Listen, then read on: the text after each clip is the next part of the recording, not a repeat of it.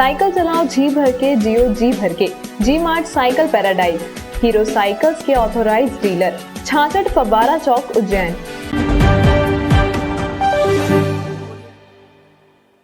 नमस्कार, जय श्री महाकाल। न्यूज मालवा के बुलेटिन में आप सभी दर्शकों का एक बार फिर स्वागत है।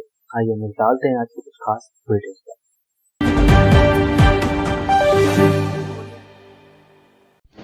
सांसद अनिल फिरोजिया ने नगर निगम आयुक्त को हाल ही में एक पत्र भेजा है।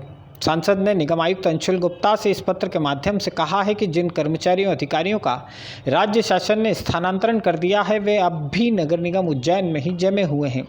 ऐसे सभी अधिकारी कर्मचारियों को नगर निगम से तत्काल रिलीव किया जाए। सांसद के पत्र की भाषा से यह स्पष्ट है कि उनके निशाने पर नगर निगम के कार्यपालन यंत्री राम बाबू शर्मा हैं। हालांकि पत्र में कहीं भी राम बाबू शर्मा के नाम का उल्लेख नहीं है। राम बाबू शर्मा का 7 अप्रैल को नगरीय प्रशासन विभाग ने उज्जैन से नगर निगम रतलाम में तबादला कर दिया था। इसके बाद भी वे यहां से रिलीव नहीं हुए हैं। अपने पत्र में सांसद ने लिखा है कि आयुक्त नगरीय प्रशासन द्वारा स्पष्ट आदेशित किया गया है कि स्थानांतरित कर्मचारियों का वेतन स्थानांतरित की गई जगह से ही आहरित होगा, लेकिन नगर निगम उज्जैन से अब भी स्थानांतरित कर्मचारियों का वेतन निकाला जा रहा है।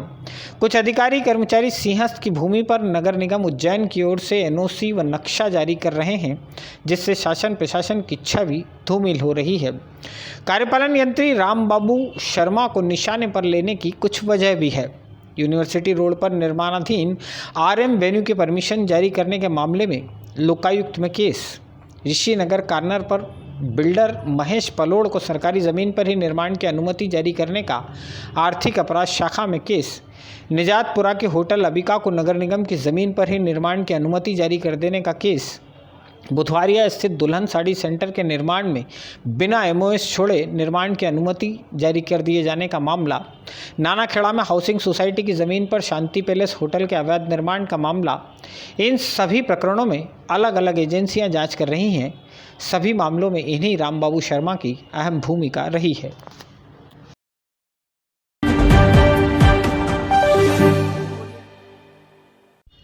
शास्त्री नगर की गली नंबर 9 में रहवासियों ने माता दुर्गा की प्रतिमा स्थापित की है।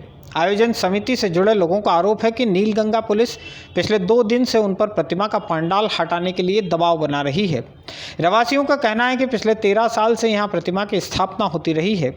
मामले में रहवासी क्या कह रहे हैं, यह सुनने से पहले आप नीलगंगा थाने के आरक्षक दिग्विजय सिंह और आयोजक के बीच फ़ोन पर हुई बातचीत का एक ऑडियो सुनिए। हेलो। हाँ भैया, 3 बजे मीटिंग है वहाँ पे मंदिर पे। कहाँ पे? आने पर आने पे। हाँ भैया। वो हटा दिया तुमने? वो नहीं हटाया भैया। क्यों? अरे भैया समय लग रहा था। हाँ भैया, मेरी बात सुन, तेरे रास्तों का हो जाएगी, तेरा मकान टूट जाएगा, है ना? ये खुली बात है। आज आ रहे साथ में हम हटा लेंगे, तू नहीं हटाएगा यार भैया। ठीक है, जैसे ऐसी कार्रवाई में तो याद करेगा नवरात्रि में। जब CI की बात नहीं मान रहा है तो इससे बड़ा तो नहीं हो सकता है। अरे तो भैया ये है ना, उससे बड़ा तो नहीं है ना? नहीं है ना भैया। तो फिर कायदे में लोगे तो फायदे में लोगे तो समझ जाओगे। अरे भैया तो वो 1 दिन का काम नहीं था, 3 दिन में तो बना था। तेरे को हटाना है, 3 बार बोल चुका हूँ। अभी भी मैं तेरे को बोल दिया है 3 बजे मीटिंग है, तो फिर तू भी जानना कैसे क्या करना है। मेरा निकाल निकलवा दे, साथ में फाइल करके बता दूंगा उसको निकलवा दे। पर यहाँ नीलगंगा थाने से यहाँ पर कुछ पुलिस वाले यहाँ पर बहुत परेशान कर रहे थे, यहाँ पे से मंडप हटाया जाए। हम तो नहीं चाह रहे कि यहाँ से हटाएं। मातेश्वरी बेटी हुई है, पर अब यहाँ को आके परेशान कर रहे हैं, तो अब इसमें हम क्या कर सकते हैं। यह विगत 13 साल से माता जी की स्थापना चल रही है। अभी कुछ कल से कोई 2 पुलिस वाले में आकर इनको बच्चों को बोल रहे हैं कि यहाँ अपने माता जी को बिठाई, इतनी जगह क्यों घेर ली, इतना बड़ा मंच क्यों बना दिया, जबकि हम काफ़ी जगह यहाँ पे छोड़ते हैं और यहाँ जितने भी आसपास रहवासी को किसी को कोई तकलीफ नहीं है, बाकी वो वजह परेशान करें हम लोगों को।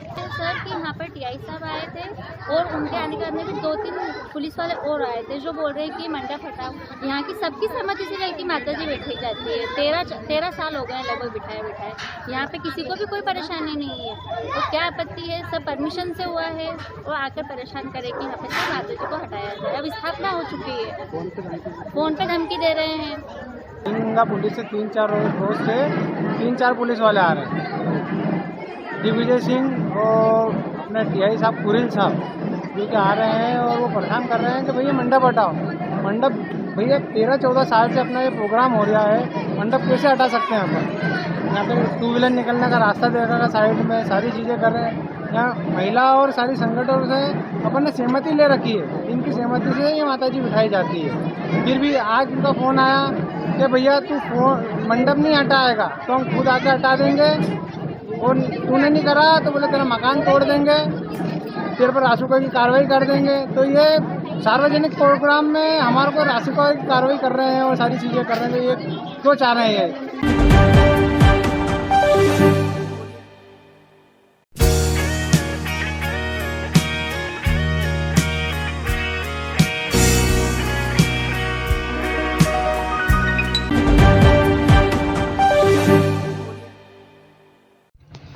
महाकालेश्वर मंदिर क्षेत्र में होटल्स की आकस्मिक जांच वाली प्रक्रिया लगातार जारी है। शुक्रवार को एक बार फिर से सीएसपी पल्लवी शुक्ला ने मंदिर क्षेत्र की होटल्स की जांच की। लोहे का पुल इलाके में दयाल गेस्ट हाउस के कमरे में सूरत, गुजरात का एक लड़का और उत्तर प्रदेश की लड़की मिली। युवती परिवार की बिना जानकारी के यहाँ तक आई थी। लड़की को वन स्टॉप सेंटर भेजकर उसके परिवार को सूचना दी गई। इसी गेस्ट हाउस में रजिस्टर में ठहरे हुए लोगों की एंट्री भी सही रूप से दर्ज नहीं थी। कमरों में 4 लोग ठहरे थे, रजिस्टर में 2 ही लिखे थे। गेस्ट हाउस के मैनेजर ओम प्रकाश घबरानी के खिलाफ भी इस मामले में महाकाल थाने में केस रजिस्टर्ड किए जाने की तैयारी है।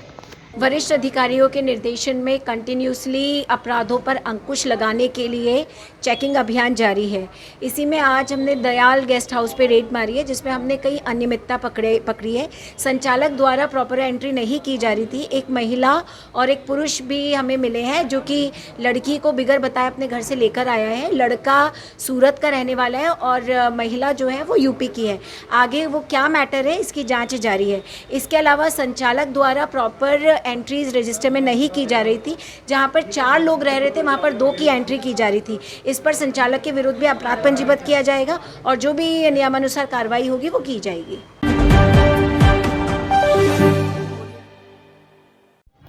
उज्जैन शहर में ट्रैफिक व्यवस्था के सुचारू संचालन और उल्लंघन करने वालों पर प्रभावी कार्रवाई करने के लिए पुलिस को एक खास तरह का वाहन मिला है। शुक्रवार को एसपी सत्येंद्र कुमार शुक्ला ने इस इंटरसेप्टर वाहन को हरी झंडी दिखाकर रवाना किया।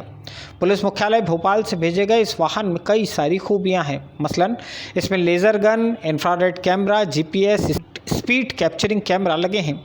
इस वाहन की मदद से पुलिस ओवर स्पीड चलने वाले, बिना सीट बेल्ट, बिना हेलमेट, ट्रिपल सवारी वाले वाहन चालकों के खिलाफ पुख्ता कार्रवाई कर सकेगी। वाहन से नियम विरुद्ध होने वाली गतिविधियों को रिकॉर्ड किया जा सकेगा। इस वाहन में प्रिंटर भी लगा है। ओवर स्पीड नंबर प्लेट, वाहन की तस्वीर तत्काल ही प्रिंट भी की जा सकेगी। कोर्ट में केस पुटअप होने की स्थिति में ये सभी चीज़ें वैज्ञानिक साक्ष्य के रूप में काम आती हैं।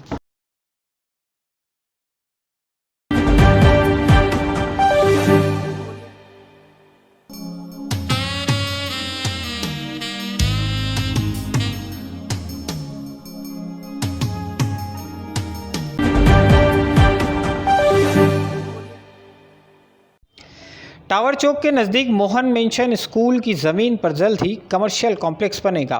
मोहन मेंशन की जर्जर बिल्डिंग को तोड़ने का काम भी शुरू हो गया है। शहर के 3 बिल्डर्स ने संयुक्त रूप से इस ज़मीन को खरीदा है।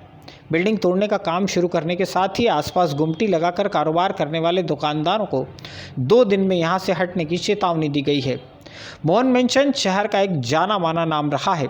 ट्रस्ट के अधीन इस भवन में कभी स्कूल लगा करता था। पिछले कुछ सालों से बिल्डिंग खाली पड़ी है और पूरी तरह से जर्जर हो चुकी है। खंडर हो चुकी इस बिल्डिंग को शहर में 3 बड़े बिल्डर्स ने मिलकर खरीदा है। खबर है कि यह सौदा 26 करोड़ रुपए में हुआ था। मोहन मेंशन की ज़मीन पर शॉपिंग कॉम्प्लेक्स बनाए जाने की योजना है। मोहन मेंशन बिल्डिंग के आसपास पिछले लगभग 25 साल से गुमटियां लगाकर कई सारे छोटे दुकानदार कारोबार कर रहे हैं। इन्हें यहां से हटाने की कवायद शुरू हो गई है। बिल्डिंग को तोड़ने का काम शुरू होने के साथ ही आसपास कारोबार करने वाले गुमटी धारकों के चेहरे भी मुरझा गए हैं।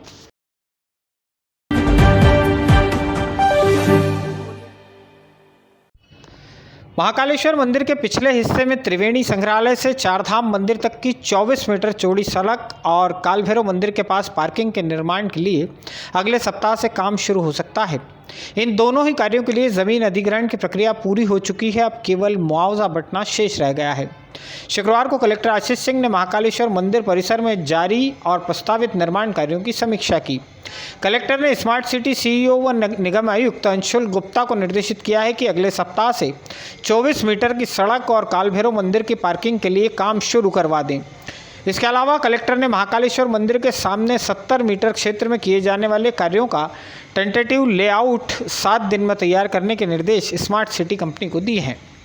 बड़ा गणेश से उत्तर दिशा की ओर मार्ग 12 मीटर चौड़ा करने के मामले में धारा 11 का प्रकाशन करने के बाद अब जमीन अधिग्रहण की कार्यवाही तेज करने के लिए कहा गया है।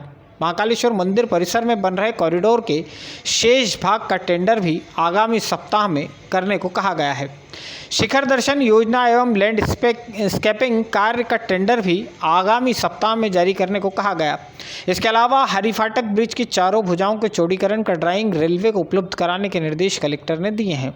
विजिटर फैसिलिटी सेंटर 2 का कार्य 31 दिसंबर से पूर्ण करने के लिए कहा गया है।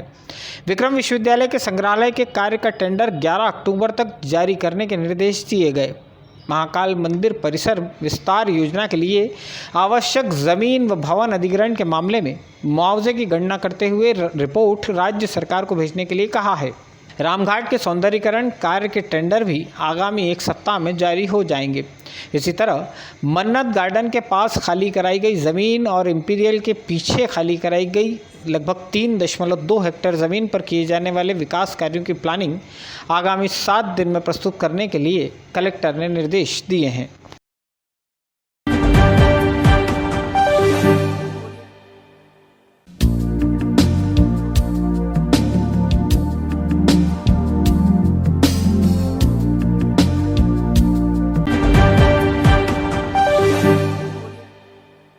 अस्थायी कर्मचारियों द्वारा ही डीजल निकाले जाने का एक मामला सामने आया है। रामघाट पर कीचड़ की सफाई में लगे फाइटर से कुछ कर्मचारियों द्वारा कैन में डीजल निकाले जाने से जुड़ा एक वीडियो सोशल मीडिया पर वायरल हुआ है। दावा किया जा रहा है कि कर्मचारी खुद ही वाहन से डीजल की चोरी कर रहे थे। यह दावा कितना सच है, इसकी पड़ताल खुद आयुक्त अंशुल गुप्ता भी कर रहे हैं। शुक्रवार को उन्होंने इस मामले में फायर ऑफिसर अजय सिंह राजपूत को अपने कार्यालय भी तलब किया था।